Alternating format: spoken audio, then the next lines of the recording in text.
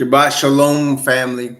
Greetings and glory and honor to our Father Yahweh and Messiah Yahweh Shai, the high priest of the Father, the prophet of the Father, and the soon returning King, given the earth as his kingdom from the Father. Glory and honor to Father Yahweh and to Messiah Yahweh Shai. Greetings to the 12 tribes scattered into the four corners of the earth, who are now awakening to who they are as children of the Father by blood. Greetings also to the 144,000 who are among them, being prepared and are now, even now, giving a message of a warning to the earth in preparation for, as forerunners of the kingdom of Messiah. Greetings also to the precious ones from the children of Yafet, the children of Ham, and the children of Shem that are not of the bloodline and yet are of the blood, through Messiah Hawashah. Greetings. Greetings to the chat, Brother Diamond Holdings, Brother Gary Joseph, Arkawan Branya, Only One Way, Sister Isha Shama and Frankie, GD, Imanu Bakash, Brother Brandon Beckman, Brother Superstar Yafi, Hebrewish Wanda, Yakoba Ben Israel, my brother Gary Joseph, Shinashi Wade. Greetings to all of you. We have been studying the prophecy of Revelation for 2024. We finished all 7 churches, and we're starting now in the seals, and we've finished 4 of the seals. Good evening, Shabbat Shalom, Brother Levi. We finished 4 of the seals, and now we're in the 5th seal of, well, as far as church, it was Sardis. But the 5th seal is just the 5th seal. You have the horses in the first 4 seals, and the 5th seal is just the 5th seal. So I want to go over what the Bible says in terms of 2 or 3 witnesses about how long the captivity takes place and what is the condition of the earth during the captivity. So first, let's take a look at Isaiah chapter 6. It's interesting in Isaiah, when you first read Isaiah, beginning of in chapter, I believe it starts in chapter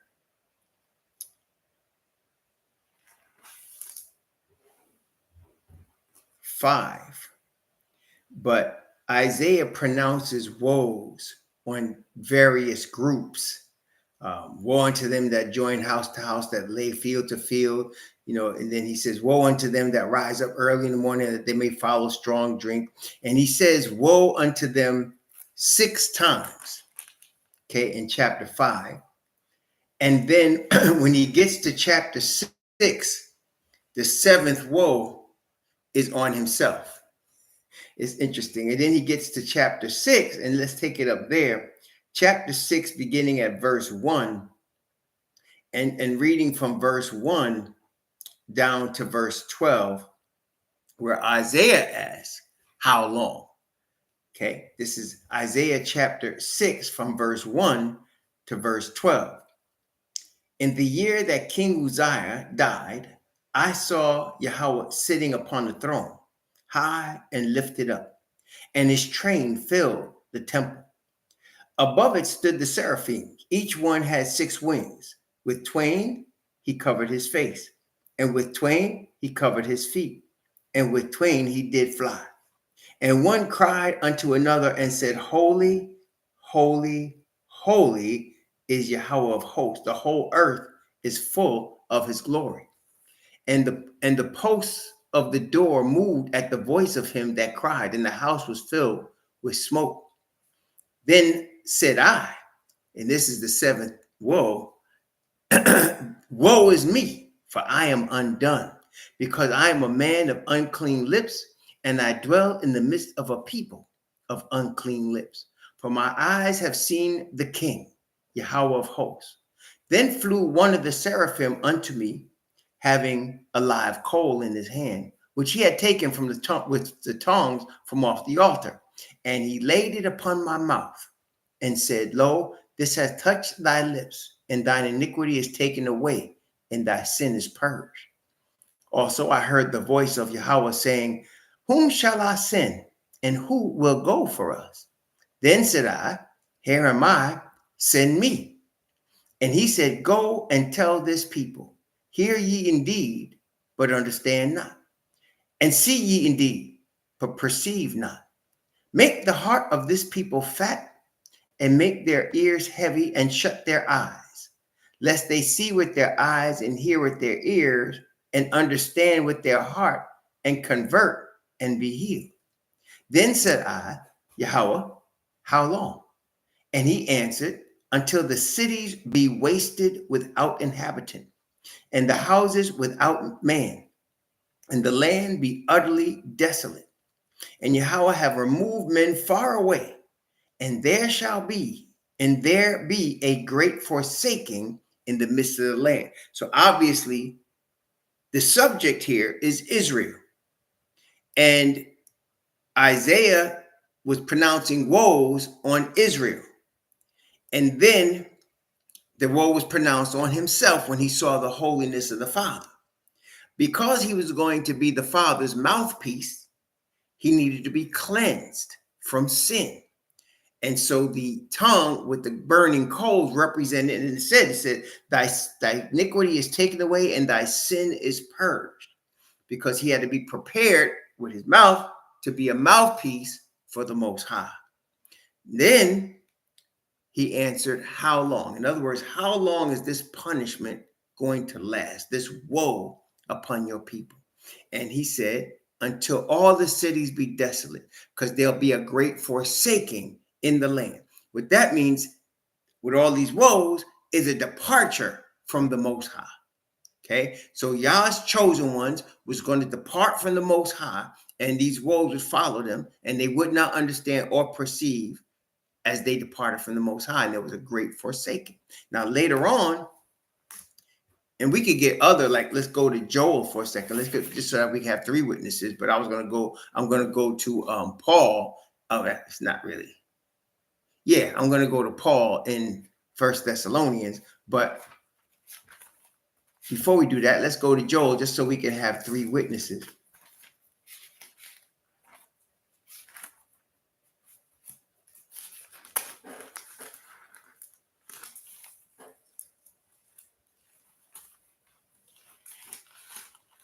In the book of Joel, now Joel was a prophet that was prophesying about the coming of Babylon.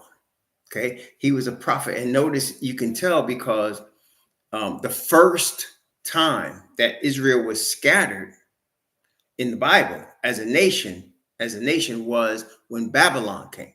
They were also, of course, subsequently scattered by three other powers, but the first power is when Babylon came. Okay, and so let's start at chapter 1 of Joel, and I'm going to read from verse 1. And let's read the chapter from verse 1. Actually, let's read from verse 1 and down to verse 15, and then we'll go into chapter 2.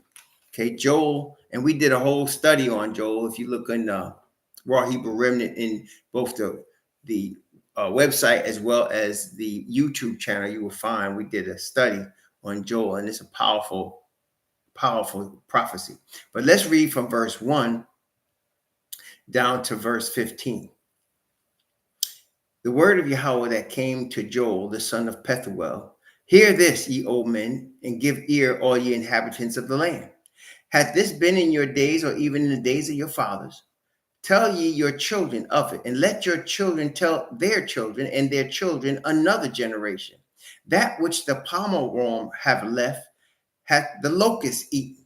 That which the locust hath left, hath the cankerworm eaten. And that which the cankerworm hath left, hath the caterpillar eaten.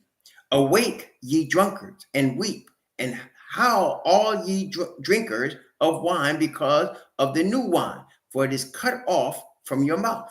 For a nation is come up upon my land, strong and without number, whose teeth are the teeth of a lion, and he hath the cheek teeth of a great lion. And he hath laid my vine waste, and barked my fig tree, and hath made it bare, and cast it away. The branches thereof are made white. Lament like a virgin girded with sackcloth for the husband of her youth. For the meat offering and the drink offering is cut off from the house of Yahweh. The priests, Yahweh's ministers, mourn. So if you notice, there's the mention of the temple, the house of Yahweh, and the ministers, the priests, right? So this is telling you that at the time of this prophecy, the original temple of Solomon was standing, right? Again, this is why we're saying this is Babylon that's being described here. Okay, let's continue. The field is wasted, the land mourneth, for the corn is wasted, the new wine is dried up, the oil languisheth. Be ye ashamed, O ye husbandmen, how, O ye vine dressers, for the wheat and the barley, because the harvest of the field is perished. The vine is dried up, and the fig tree languisheth, the pomegranate tree, the palm tree also, and the apple tree, even all the trees of the field are withered, because joy is withered away from the sons of men. Gird yourselves, lament ye priests, how ministers of the altar, come, lie all night in sackcloth, ye ministers of my Most High, for the meat offering and the drink offering is withholden from the house of your Most High. Sanctify ye a fast, call a solemn assembly, gather the elders and all the inhabitants of the land into the house of Yahweh your Most High, and cry unto Yahweh. Alas, for the day of Yahweh is at hand, as a destruction from the Almighty it shall come. So you can see again a great forsaking. The Most High is causing his prophet to tell the people to fast, because there's coming a power that's going to make them desolate. Now, again, that is, again, we know that prophecy, Deuteronomy 28, we know about Leviticus 26, and we know that these are prophecies about a coming captivity, a coming destruction on Yah's people, and that's because of a forsaking of the truth. Now, once the truth is forsaken, you have a void. Why do you have a void? Because the Bible tells us he's only chosen one people. If that one people is in darkness, then the whole earth is in darkness. Why do I say that? The Most High does not change. He has chosen Jacob forever. He said, you only have I known of all the families of the earth. I have not given my statutes and judgments to any other people. You only have I chosen of all the families of the earth, of all the people of the earth. That's Deuteronomy. That's Amos. They all say that. Okay, and of course the Psalms, David, they all agree. This Joel is our second witness about what we're talking about here, and I just even named more. But the key thing is what happens once Israel has been forsaken and forsaken the land, and what happens when Israel is punished, and during this time period where Isaiah asked, how long? So here is Second Thessalonians. We're talking about here, Second Thessalonians, and we're going to talk about what Paul is writing about is the strong delusion to come. Okay, so when there's a vacuum of truth, and there would be a vacuum of truth when Yah's people are scattered and in captivity. There's a vacuum of truth on the earth. Again, I know a lot of people have a problem with this truth, yet it is the truth. He has chosen one people, which means his truth is only going to be disseminated through one people. The Messiah came of the 12 tribes. And the first people he came to, he said, go not the way of the Gentiles. Don't go the way of the Samaritans. Go first to the lost sheep of the house of Israel. And then again, he said to the Zidonian woman, I came not,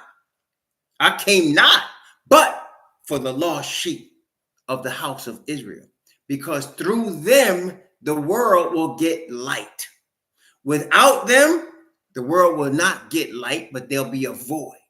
Now, in Second Thessalonians, you will see what comes in space when there's a vacuum. Okay, so here in Second Thessalonians chapter 2,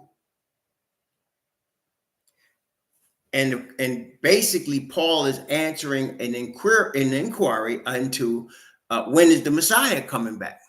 That's what he's asked. That's what he's dealing with. So let's take a look at it in 2 Thessalonians chapter 2, going to begin at verse 1, and I'm going to go down to verse 12. 2 Thessalonians chapter 2, from verse 1 to verse 12. Now we beseech you, brethren, by the coming of the Master Messiah YHWH, and by our gathering together unto him, that ye be not soon shaken in mind, or be troubled, neither by spirit, nor by word, nor by letter as from us, as that day of Messiah is at hand.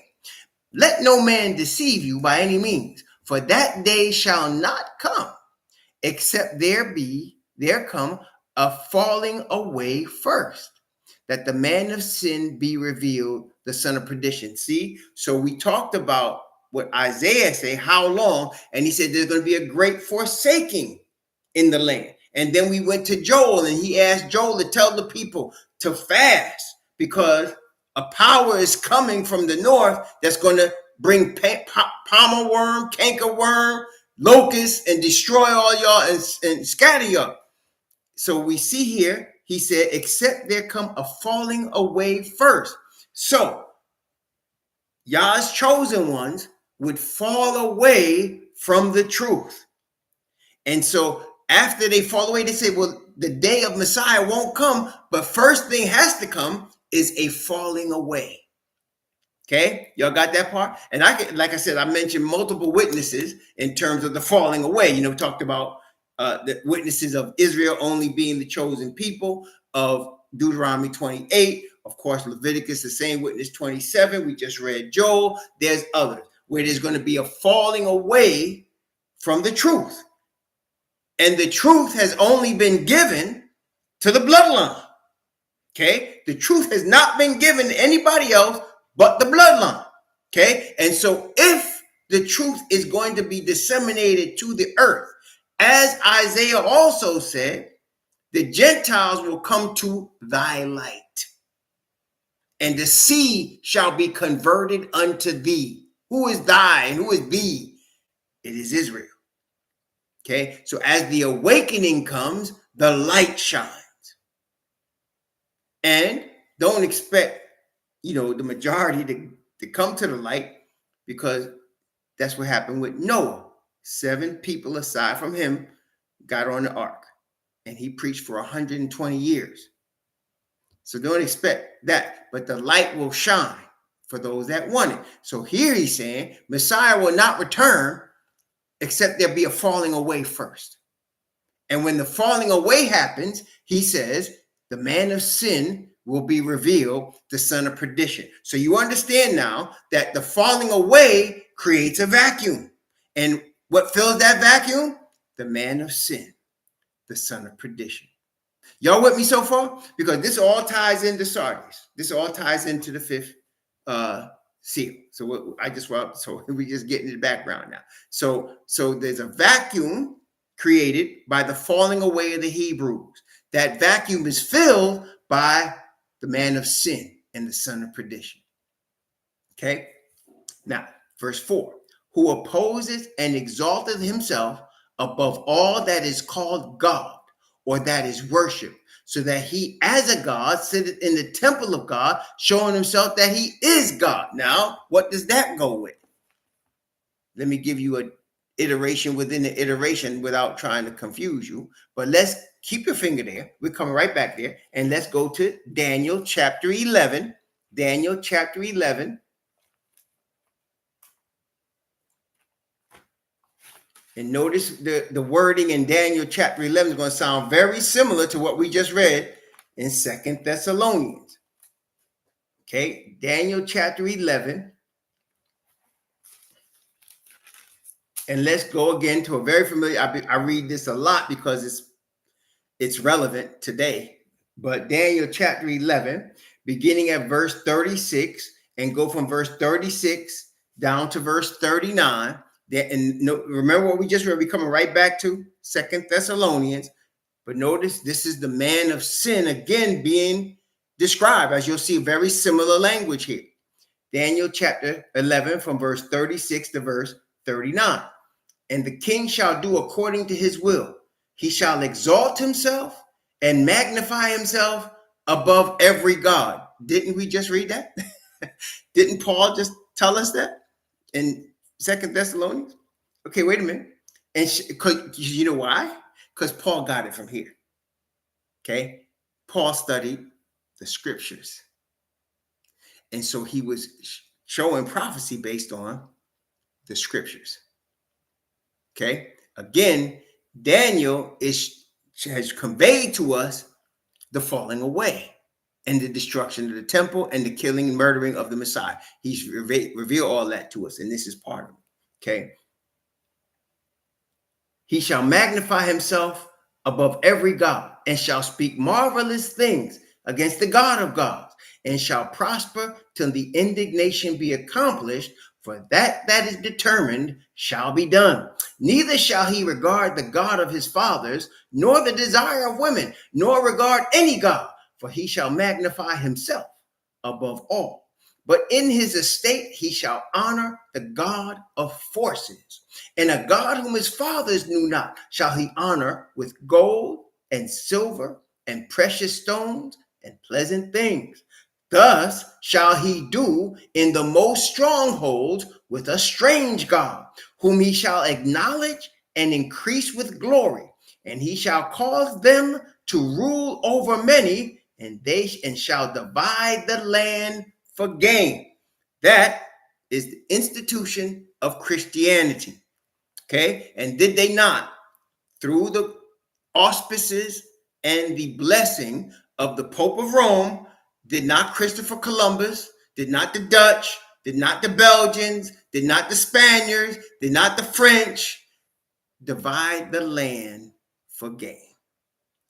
And every place they went where we were already, they were trying to civilize us. Isn't that correct? Didn't they? Don't they say that today? Some of them heathen. We civilized y'all. And what they mean by that, they introduced us to white Jesus and Christianity. Okay, so they say they civilized us. Okay, so they divided the land, and in every place they did that, they took over. That's why you have Dominican Republic. That's why you have Haiti. That's why you have Puerto Rico, Jamaica, the United States, Mexico. Every place they did it, they took over. They divided the land for gain. Okay, Australia, South Africa, all of the islands of the Caribbean, all of them. Let's just say all of them. All of the islands of the Caribbean. Okay, and then South America, all of the countries of South America, Central America. Okay, North America, including Canada, United States, as well as Mexico. So they divided the land for gain. That's the institution of Christianity. So now let's go back to Second Thessalonians. Let's go back to verse 4. Who opposes, 2 Thessalonians chapter 2, I'm reading from verse 4 and going down to verse 12. Who opposes and exalts himself above all that is called God or that is worshipped, so that he, as a God, sitteth in the temple of God, showing himself that he is God. Remember ye not that when I was yet with you, I told you these things? And now ye know what withholdeth, that he might be revealed in his time. By the way, I want you to understand something going on here. This is the Thessalonians. So the Thessalonians were a mixture of what we know to be Hellenists, which are Greek-speaking Hebrews, as well as children of Japhet. Okay, so Paul, the Hebrew from the tribe of Benjamin, he said, remember ye not that when I was yet with you, I told you these things? Do you see the dynamic here? The Hebrew is bringing the light of the Messiah and the truth of Israel to the heathen. Brethren, it's always going to be that way. Okay, that's right, Iman Prakash. That's exactly right. Exactly. Okay, so now, 2 Thessalonians chapter 2, verse 6. This is a tricky verse. You see, when we was in Christianity, it was tricky, but it's not tricky anymore.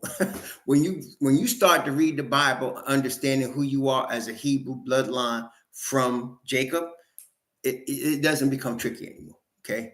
So verse 6. And now ye know that with what withholdeth that he, oh, excuse me. Yeah. And now ye know what withholdeth that he might be revealed in this time. Verse 7. For the mystery of iniquity doth already work.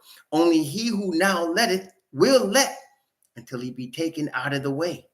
And then shall that wicked be revealed, capital W, whom Yahweh shall consume with the spirit of his mouth and shall destroy with the brightness of his coming. So that void is filled by one who thinks he's the most high, a man of sin, who exalted himself above every God, who divides the land for gain. And he says, he who now letteth will let until he be taken out of the way. What does that mean? Well, think about this, brethren. When Paul was alive, when the Apostle Paul was writing these letters, it was the first century. Paul's time of life was the first century. You understand? So Paul was alive at the time of Messiah and the apostles. We're talking about AD 27 up to AD 50 something. He was alive at that time. Why do I mention that? Because at that time, the Roman Empire, the Roman emperor ruled the earth. Okay? The Roman emperor or emperors ruled the earth. That was what's in place. Okay? But there was going to come another power out of Rome after the emperors of Rome. You following me so far? There was going to come another power out of Rome that would come after the age of the emperors of Rome. And this power would be that man of sin. So who had to be taken out of the way? The emperor, and the structure of the emperors of Rome needed to be taken out of the way. And then he said, then shall that wicked be revealed. So now you had, and we saw this in Revelation, you had Constantine first. And then after Constantine lit the fuse and got Balaam to compromise, there's the falling away. You had Thyatira, and you had the rule of Jezebel, which is the establishment of the Roman Catholic Church and the establishment of the institution that we now call Christianity. And most people will get real offended when I say that, but they don't want to think about the truth. So let me just briefly show you the truth. Every Christian church that exists today, without any exceptions. Okay, let me just say that again. Every Christian, let me make more clear than that. Every Christian denomination, okay, let me make it more clear than that. Every Christian denomination that exists today was once a part of the Roman Catholic Church. So that all of the Christian denominations, especially those today, they call them evangelical, but back in the day, they called them Protestants. They broke off from their mother, Rome. Okay, y'all with me so far? So if that is true, if everyone, the Mormons and the SDAs and the Jehovah's Witnesses, if the founding fathers of those denominations can be traced back to the Roman Catholic Church, then Rome is their mother. And if they're all representing Christianity, then Rome is the mother of their Christianity. You following me? Okay? So nobody can deny that. They can try to say, well, we go back to Jesus. No, you don't. There was no Pentecostal church, SDA church, Baptist church in the time of the Messiah. There was none. All of those churches developed and came out of Martin Luther. That's your Lutheran church. John Knox. John Wesley. That's your Methodist church. The Church of England. Right? The Puritans that came over here and was in the Quakers. All of those movements and more came out of Rome. And most of those guys, John Wesley, John Knox, Martin Luther, William Tyndale, all of them were former monks of Rome. All of those guys were former priests of Rome. Okay, and they all were the beginning of the various denominations that now make up Christianity. There became another iteration of them, which we'll discuss when we get to the trumpets, but that was 1844. So there was another iteration even after that, but they all have their root, their mother was not with the Messiah, it was with Constantine and the Roman Catholic Church. Okay, so when it says in Thessalonians, he who now letteth will let until he be taken out of the way, that's the removal of the emperor system of Rome to replace with the papal system of Rome, which we saw from the change of Pergamos to Thyatira. Okay, so here when he's saying in verse 8 of Second Thessalonians chapter 2, verse 7, the mystery of iniquity doth already work. So in other words, it's like we're going to read when we go to Revelation. It says, mystery Babylon the Great, the mother of harlots. And it said, the beast that was and is not and yet is. Remember that? It's going to say that when we get to Revelation 17, it's going to have the four-headed woman going to say, mystery Babylon the Great, the mother of harlots. And he's going to say, this beast was and is not and yet is. What does that mean? Because the whole system of the Christian church has its origin in ancient Babylon with Nimrod. Okay? That's why her forehead said, mystery Babylon the Great. And it was the beast that was and is not and yet is. We'll describe that more as we get further in Revelation. But when he says it's all the mystery of iniquity doth already work. In other words, nobody sees it coming, but it's already started. By the time Paul was on the scene, you already had forms of Judaism. You already had Edomites running stuff by the time Paul was there. See what I'm saying? So when he said the mystery of iniquity doth already work, see, it's the same thing. So it's all tied together. The three Abrahamic religions, all tied together. The Edomites, Christianity, and of course, Islam.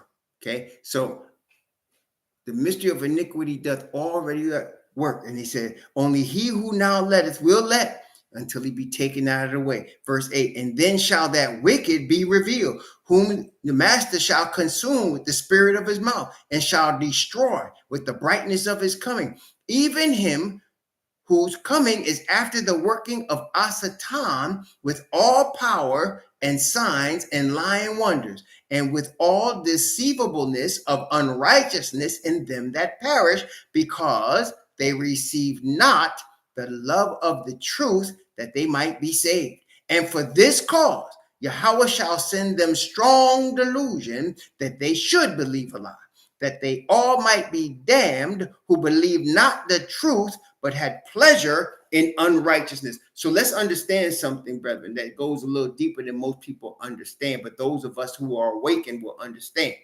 When the Father is writing through his prophets about truth, he's writing about what he gave Israel. When they're talking about fighting the good fight of faith or contending for the faith, we're talking about what the Messiah gave to Israel that the Father sent him to give.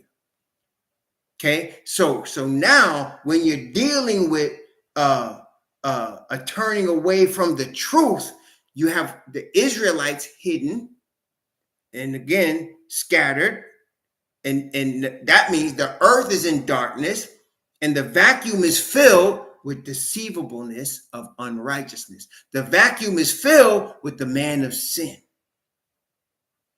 And what ends up happening, he said, he's going to send strong delusion because that they should believe the lie, because they had not the love of the truth. Now, let me explain something to you. In every nation on the planet, and in every so-called race of people, there are individual human beings, though they be in the minority, that have a sincere love of truth.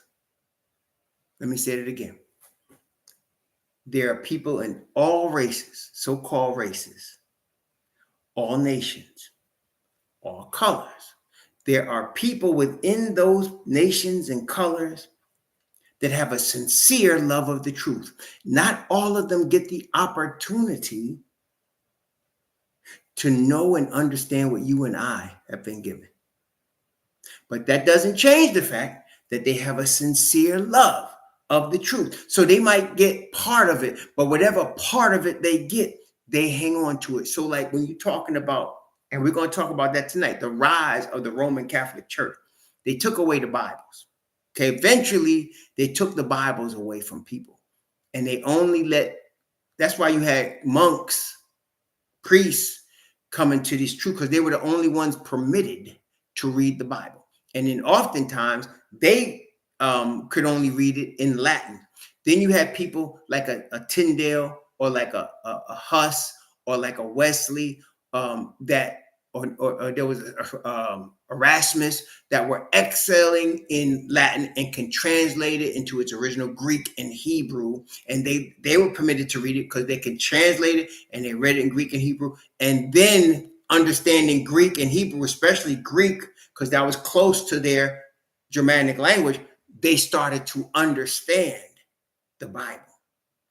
And some of them started breaking off. Well, they weren't intending to leave Rome. They wanted to reform Rome. That's why they were called, and I'm not, y'all know this to be true, all these men I just named were called reformers, because they were trying to reform Rome. They never intended to leave Rome. None of them. They were intending to reform Rome. Okay, but Rome wasn't going to be reformed. And in fact, as we know now, not only was it never reformed, it took over again its daughters. Okay, it took over its daughters. So here, though, when it talks about not having a love of truth, that's the majority of people on the earth, especially of the Gentiles. Because the awakened Hebrews, brethren, I'm just saying, because we've been chosen, we are going to have a space that can only be filled by the truth. And us awakening is the dawning of truth on the earth. That is why when Messiah said, preach the gospel of the kingdom to all nations for a witness, right? What did Isaiah say when he wrote about what the Father talked about as far as him being the only God?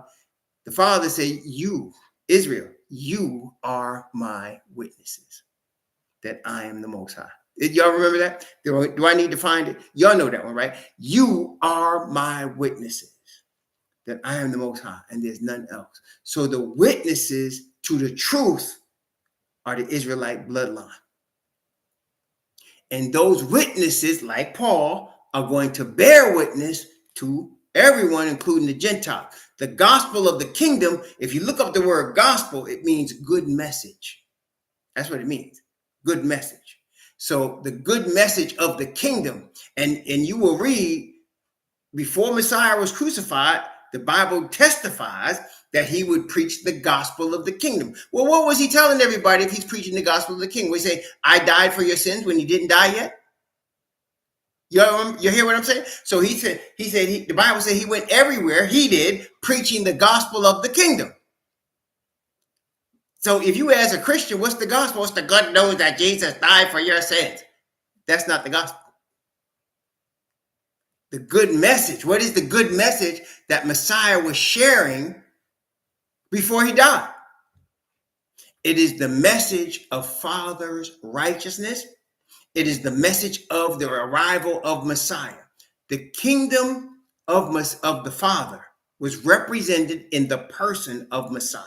Remember what Messiah said. He says, there'll be some standing here which will not taste of death until they see the kingdom come with power. And he took them to a mountain, and they saw Messiah. They saw him bright. They saw Moses and Elijah. and they heard the voice of the Father. That's the representation of the kingdom. The Father is the representation. Messiah is called the Word made flesh. He's the representation of the Father's Word. He's the representation of the Father's righteousness. He's the representation of the Father's truth. And he is the atonement for sin. Tell me, when you go to the kingdom, will you have righteousness? Will you have truth? Will you have an atonement for sin? Yes. So Messiah himself, when he said the kingdom of heaven is at hand, which means the kingdom of heaven is here, it's him. And the message of the kingdom is repent and come to the Father's righteousness.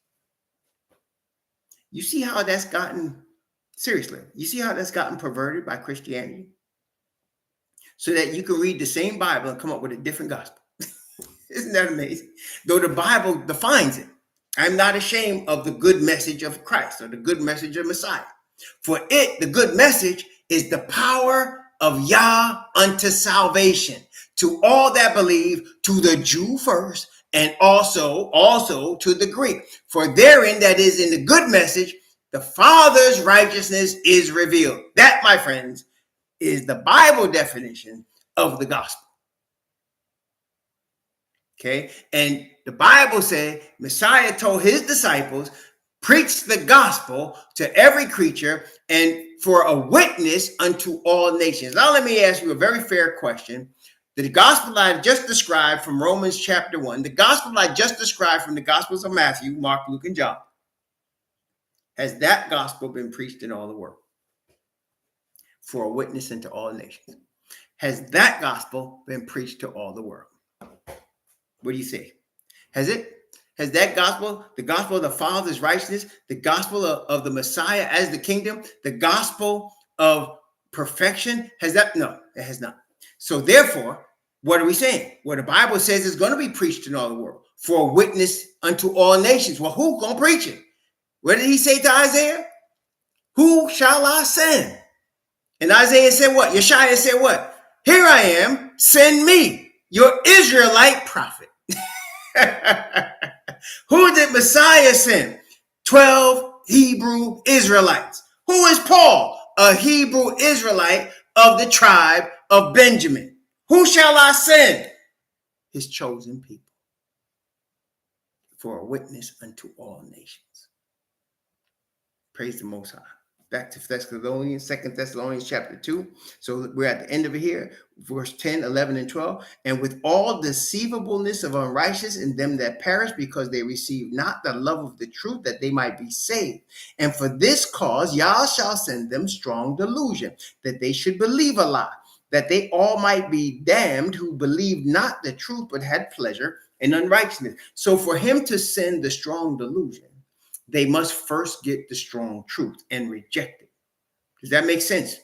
See, he's not going to send the strong delusion until, now you got the delusion now.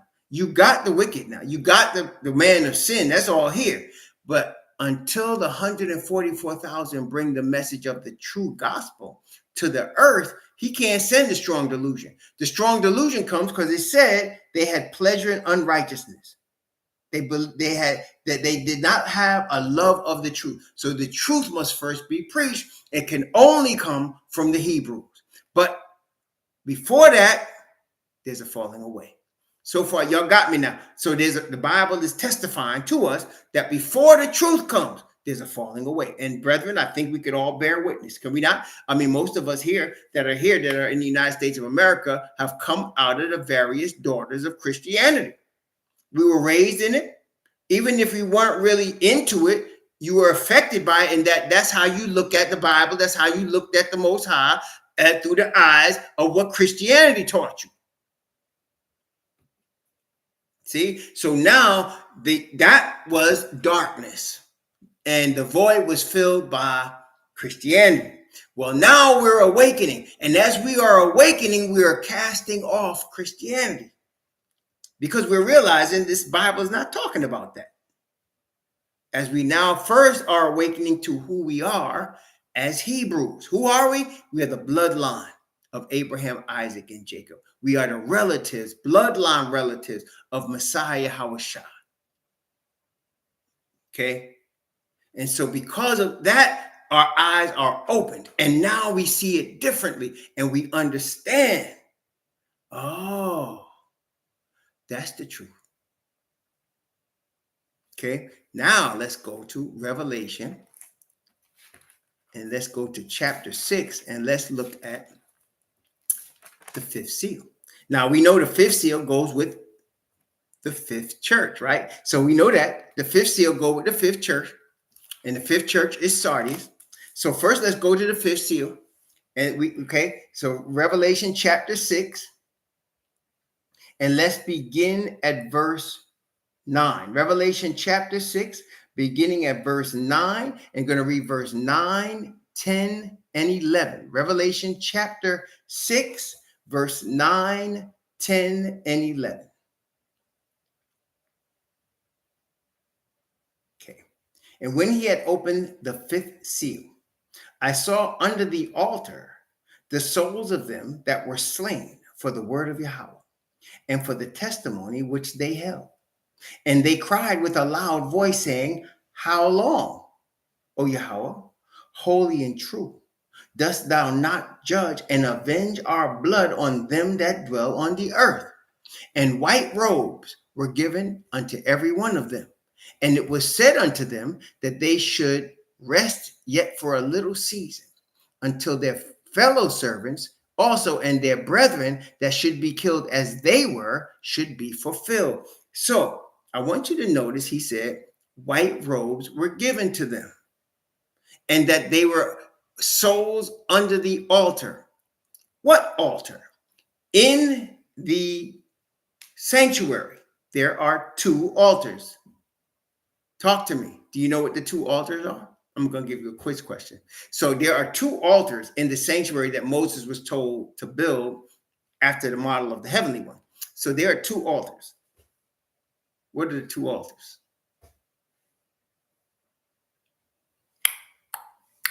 What are the two? What are the two altars? There are two altars. What are the two altars? No. That's a good guess. There was a guess.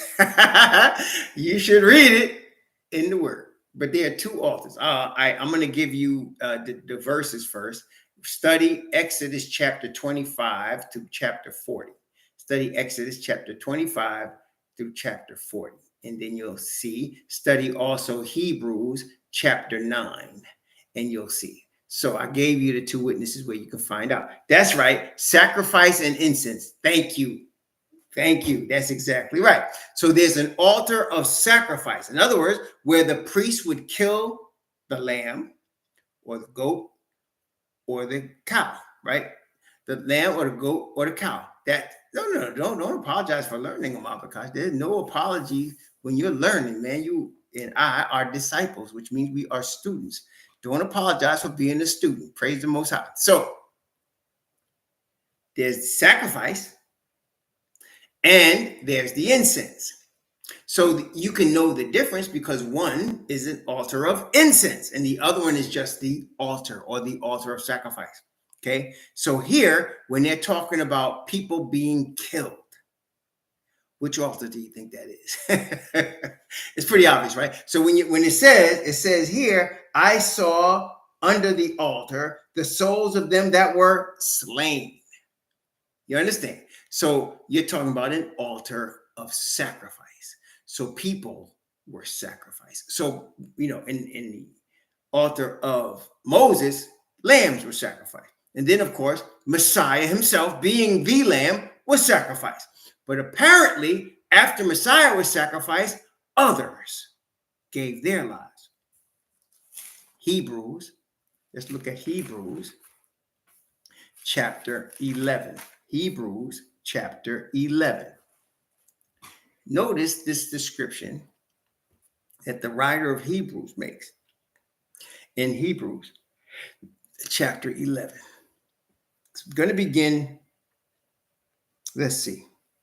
I'm going to start at verse 32 and go from verse 32 down to verse 40. Hebrews chapter 11. Some people call this, I think understandably so, the faith chapter, because it talks about the definition of faith and talks about the patriarchs, our fathers and our sisters and our mothers that were people of faith in the word.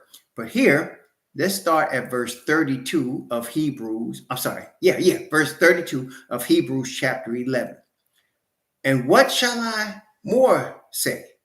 For the time would fail me to tell of Gideon and of Barak and of Samson and of Jephthah and of David also and Samuel and the prophets, who through faith subdued kingdoms, wrought righteousness, obtained promises, stopped the mouths of lions, quenched the violence of fire, escaped the edge of a sword. Out of weakness were made strong, waxed valiant in fight, turned to flight armies of the aliens. Women received their dead raised to life again, and others were tortured, not accepting deliverance that they might obtain a better resurrection. And others had trial of cruel mockings and scourgings, yea, moreover, of bonds and imprisonment. They were stoned, they were sawn asunder, were tempted, were slain with the sword. They wandered about in sheepskins and goatskins, being destitute, afflicted, tormented, of whom the world was not worthy. They wandered in deserts and in mountains and in dens and caves of the earth. These all, having obtained a good report through faith, received not the promise. Yah having provided some better thing for us, that they without us should not be made perfect. So it is quite obvious that these people, it's obvious and evident that these people existed prior to the writing of Hebrews, because the Hebrew writer is recounting this history. You follow me so far? It also is quite obvious that when he says things like quench the violence of fire, escape the edge of the sword, stop the mouths of lions, two of those things are definitely in Daniel, right? Daniel stopped the mouths of lions. Hananiah, Mishael, and a bad Negro, they quenched the fire, right? Y'all got that? So escape the edge of the sword. So we understand now that during the captivity of Babylon, Media, Persia, Greece, and Rome, our fathers suffered these things. See, not all of them were apostate, but all of them suffered. And Paul goes into their suffering. So far, so good. So you understand? So these people would definitely be among those who would say, okay, how long we got to wait until you avenge our blood on these heathen? Because remember what it said, verse 34, wax valiant in fight, turn to flight the armies of the aliens. Brethren, when he said, turn to flight the armies of the aliens, who are the aliens was obvious. It's the Gentiles, right? It's the Gentiles. So the Gentiles caused them to suffer. Okay? Yeah, they caused them to suffer. And so they're asking, how long before we get avenged? For we were faithful. How long? And not only that, let's take it a step further, shall we? By the time we get to Sardis, the fifth church, let's read it. Sardis, the fifth church. This is Revelation chapter 3, beginning at verse 1. And again, notice the mention of the white robes. This is Revelation chapter 3, beginning at verse 1 and going down to verse 5. Because remember, in the fifth seal, it said white robes were given to every one of them. Okay, so let's take a look. In the fifth church, Sardis, Revelation chapter 3, from verses 1 to 5. And unto the angel of the church in Sardis write, these things saith he that hath the seven spirits of Yah, and the seven stars. I know thy works, that thou hast a name, that thou livest and art dead.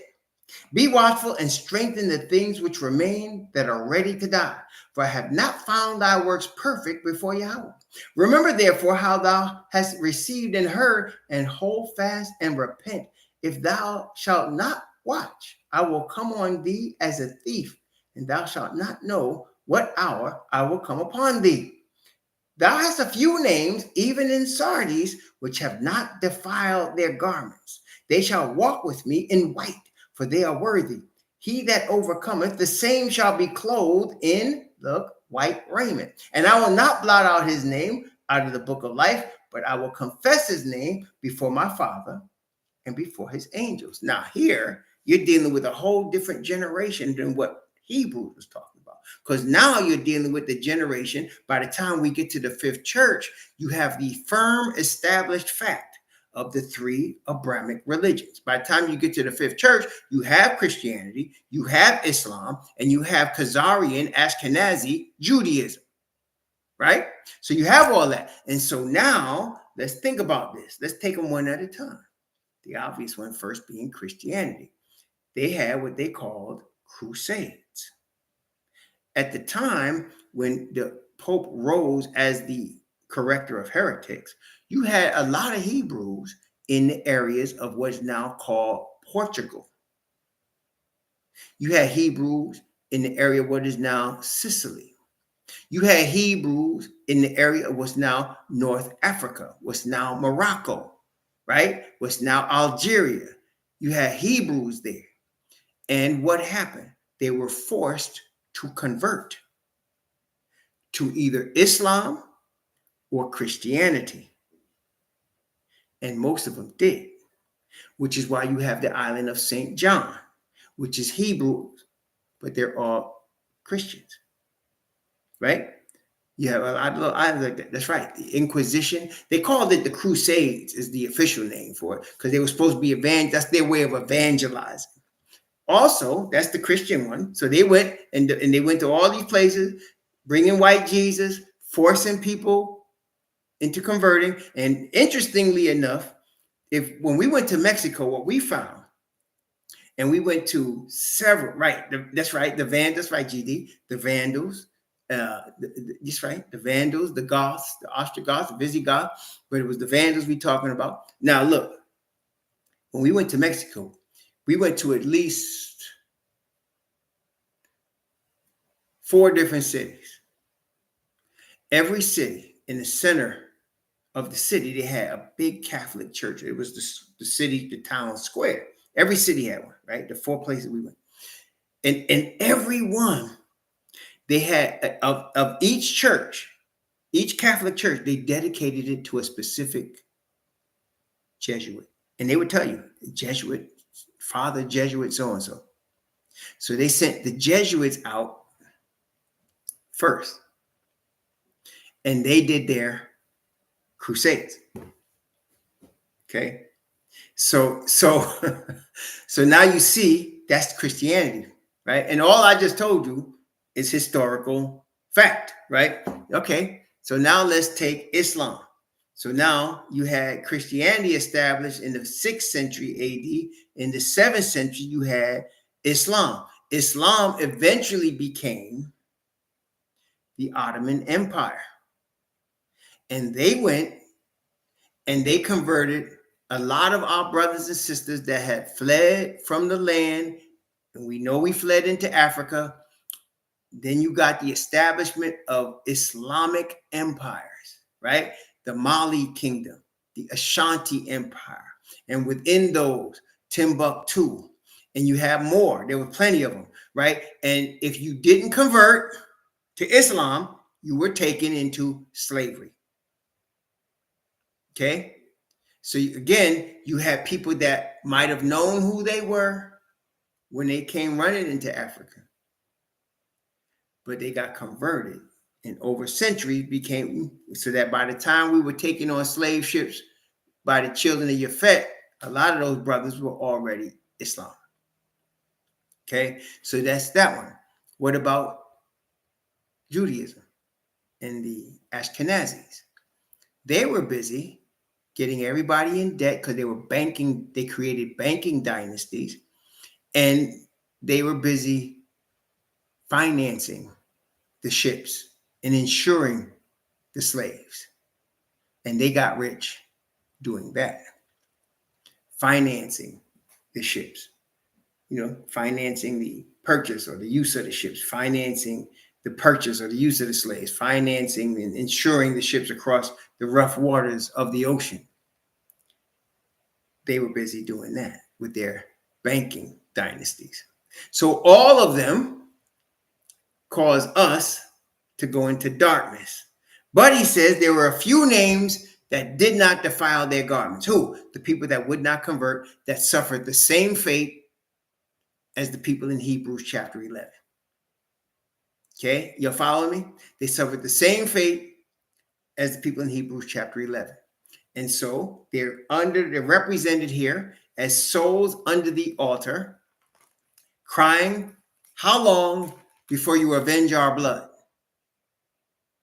Because it's been a long time, many centuries. And so what was told to them? Let's go back to chapter 6, verse 11. Chapter 6, verse 11. This is Revelation chapter 6, verse 11. What was told to them? And white robes were given. See, there are few that have not defiled their garments, and they shall walk before me in white, for they are worthy. And the white robes were given unto every one of them. And it was said unto them that they should rest yet for a little season, until their fellow servants also and their brethren that should be killed as they were should be fulfilled. So let's talk about this real quick for a second before I close here. The Hebrews that were sacrificed because they would not compromise the truth. Y'all understand that? You understand it? So they said that for the word of Yahweh and for the testimony which they held. So the Hebrews that were martyred are martyred based on their refusal to relinquish the truth. They would not let go of the truth for one of the three Abrahamic religions, and they were sacrificed for that. Okay. And the Bible is telling us that there's going to be others. Well, brethren, there's already been some, because we know that even though some of our brethren suffered death being Christians or being Muslims, they were refusing what they thought to be lies and receiving what they thought to be errors, and it scared the power structure enough to kill them, right? So we're talking about Nat Turner, Marcus Garvey, Malcolm X, Medgar Evers, Martin Luther King, Fred Hampton, Khalid Abdul Muhammad. We're talking about people that scared the power structure because of their militancy. Isn't that right? The militancy. Huey Newton, that's right. Let me not forget him. Thank you. The militancy which they displayed scared the power structure enough. The power structure representing Babylon scared them enough to kill him. But, brethren, let me say something more solemn. Let me ask you a question. Of course, here we go again. Except now it's stronger. So there's going to be some martyrs among us. There's going to be some of us that will be killed for refusing lies and for standing for truth. At first, we'll be looked upon as religious fanatics. Then they'll put lies on us and tell us we're doing, sexual perversions, and they'll make up stuff about us. They did the same thing with the Black Panthers. The government was sending out letters to Panthers and sending out lists as if they were talking evil about each other to try to create dissension. All of those tricks they're going to try to do. Because you know what the thing is? There's always the baseline of the lies of Asatan is always to divide and conquer. And you understand that, right? How many times in history have we seen the divide and conquer technique? That's why we understand that among us, as Paul said, and as we've seen, Judas was a Hebrew. Judas was a Hebrew. Jesse Jackson is a bloodline Hebrew. Al Sharpton is a bloodline Hebrew. Okay? But that don't mean they're an awakened Hebrew. All right? So they'll send Judases. William O'Neill was a bloodline Hebrew that portrayed Fred Hampton, right? So you're always going to have that. But some of us are going to stand for truth until death. And then some of us are going to go through and be alive when the Messiah returns, okay? But all of us are be willing to die for the truth. That's when you are growing in the spirit. When you are willing to and that's why Messiah said, he that loves mother, father, sister, brother, or anything above me is not worthy of me. What does he mean by that? If you don't love righteousness and the glorification of the Father above everything in this life, you might not make it. Because you really have, that's the key thing about loving the truth. The whole point, brothers and sisters, this is a war. And in this war that we're in, our goal is to glorify our Heavenly Father in our life and in our spirit mostly, right? We want his spirit upon us, because by wearing his spirit and walking in his spirit, we're giving glory to him. And that's the whole object. That's the whole point of all of this stuff. So now, with that in mind, if you don't have a love for the Father, you won't make it. So you have to pray to the Father for repentance and pray for his spirit to rest on you for the purpose of you and I glorifying him. Not to glorify ourselves, not to collect money for a building, not to buy real estate. No. To glorify the Father in our mind, our heart, and our spirit. That's the glorification of the Father. You understand? So if when the Father pours that spirit on you and me, we won't have a problem dying for him if we have to. That won't be a problem. We won't be scared to do that, because it's his spirit, the same spirit that was on Moses, the same spirit that's on Messiah, the same spirit on Elijah, the same spirit that's on John the Baptist that stood there and told the Herod, the Edomite, you shouldn't be marrying your brother's sister. That's the same spirit that we're going to have. The same spirit that was on Paul when he said, I'm not afraid to die for the name of the master at Jerusalem. The same spirit will be on us, except it'll be strong. It's the latter rain. Okay. So don't worry about, because in your flesh, you will be scared. And that's natural. Don't worry about you being scared. It's natural. Understand what we're praying about and what we're praying for is very important, brethren. It's supernatural. Okay. We're not praying for human nature. We're praying for divine nature. And the Father will give us divine nature that overcomes human nature. Okay. So you don't have to fear. You just have to pray. And he'll take that fear and turn it into power. Okay. He'll turn it into power. And look, when you talk about, let's talk Medgar Evers. He knew they was trying to kill him. He knew at any moment somebody would kill him. And he did what he did for voting rights, in his case, anyway, knowing he could be murdered. And he was shot in the back as he came home. Okay. Malcolm X, he is openly saying, I'm a dead man. He was openly saying that. And at first he thought it was the Nation of Islam going to kill him. Then he understood the CIA was involved also. And he knew that something between them, somebody was going to kill him. The day he died, he followed Messiah to the letter. He turned the other cheek because his people were begging him, make sure we check everybody door. And he said, no, I don't want nobody. I don't want brothers distrusting brothers. And so they walked in there freely with that artillery and they murdered him. And he knew that it was going to happen. He didn't know maybe it was going to happen that day, but he knew it was going to happen. He probably was scared to death and he still stood there. Didn't he? And then, of course, Fred Hampton. He had to know people hated him. He had to know government hated him. J. Edgar Hoover hated him. He had to know it. And he was murdered. Young boy, 21, 22 years old. Young boy. Martin Luther King, the day before he died, he said, I may not get there with you. He was getting death threats, multiple death threats every day. A woman stabbed him and almost killed him, stabbed him in the heart when he was in New York. And they said if he'd have just moved too fast, he'd have died. So he knew that it was coming. He knew it was coming. He said, I may not get there with you. He said, I've been to the mountaintop. He said, but I may not get there with you, but we as a people going to get to the promised land. Yes, he's right. The next day he was murdered. So all of these men were scared. Martin Luther King was a chain smoker. Do y'all know that? He was a chain smoker. He was so nervous. He was a chain smoker. Okay. Malcolm X, they said he called a brother the day he was murdered, and they said they couldn't even decipher that it was his voice. He was so choked up with fear, but he still stood out there. So imagine us with the Spirit of the Father. Imagine us with the Spirit poured out for the glory of the Father Yahweh and understanding who we are as Hebrews. Imagine us defending his word. Brethren, he's going to keep us. He's going to keep us.